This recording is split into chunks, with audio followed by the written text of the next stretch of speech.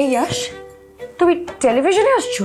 তুমি আমাকে তো বলনি। ঢালিউডের জনপ্রিয় তারকা জুটি যশ দাশগুপ্ত ও নুসরাত জাহানের সম্পর্ক নিয়ে সম্প্রতি নানা জল্পনা কল্পনা ছড়িয়ে পড়েছে। তাদের ইনস্টাগ্রামে একে অপরকে আনফলো করা এবং আলাদাভাবে ছুটি কাটানোর খবরে বিচ্ছেদের গুঞ্জন আরও জোরালো হয়।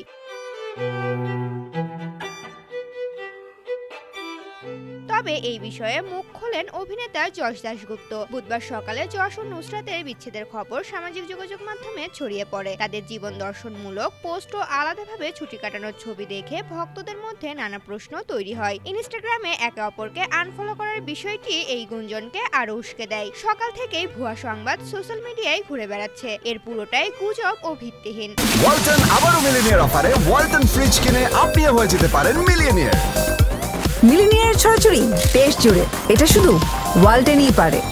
নুসরাতের সঙ্গে আমার কোনো সমস্যা হয়নি। ইনস্টাগ্রামে আনফলো করার বিষয়টি প্রযুক্তিগত সমস্যার কারণে হয়েছে। কেন নুসরাতের অ্যাকাউন্টে ফলো করা যাচ্ছে না সেটি জানতে হলে মার্ক জুকারবার্গকে জিজ্ঞাসা করতে হবে। আমার সোশ্যাল মিডিয়া টিম বিষয়টি দেখছে।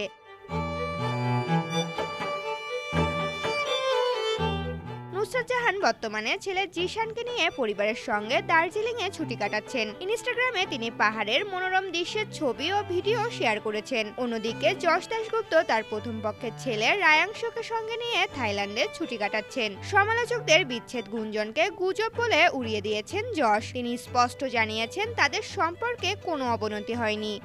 ঋতুপর্ণা, জনকণ্ঠ।